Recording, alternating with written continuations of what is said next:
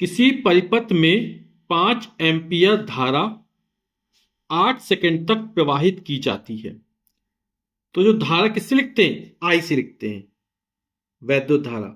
वो आई का मान कितना दे रहा है? 5 एम्पियर दे रहा है, और 8 सेकंड तक प्रवाहित होती है।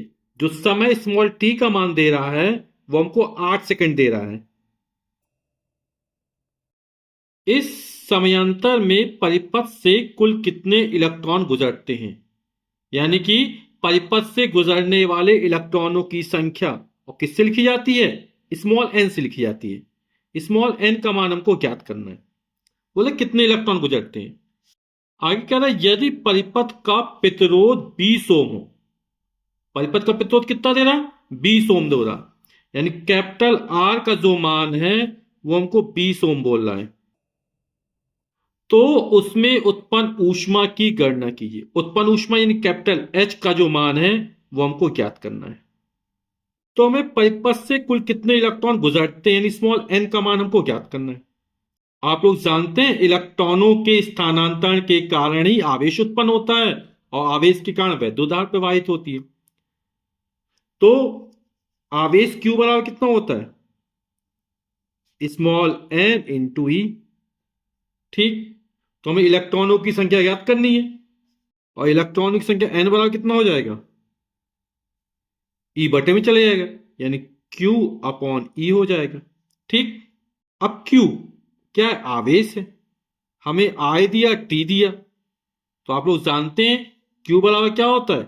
आई इंटू टी अपॉन ई।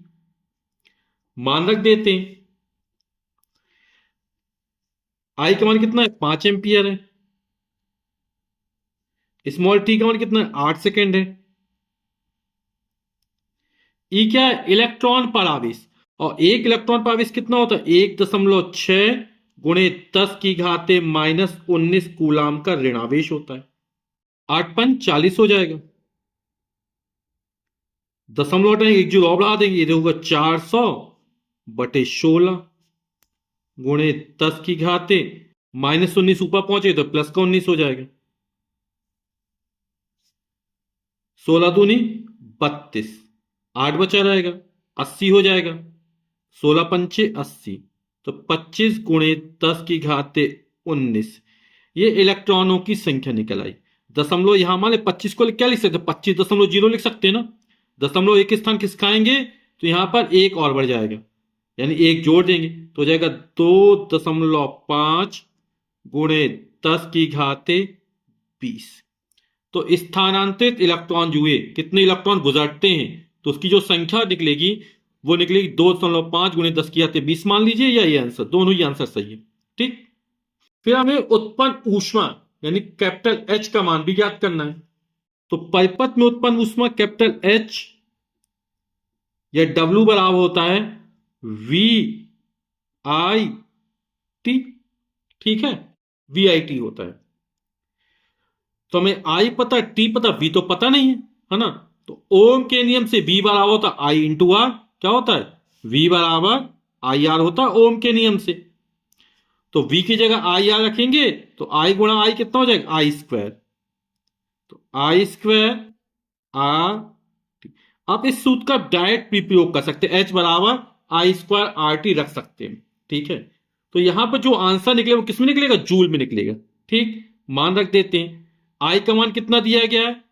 5 एम्पियर दिया गया। स्क्वायर था, वर्ग चढ़ा दिया। आर का मान कितना दिया गया है? 20 ओम दिया गया है। स्मॉल टी का मान कितना दिया गया? 8 सेकंड दिया गया है। तो 5 का वर्ग यानी 5 गुणा 5 पचम 25, 20 गुणा 8,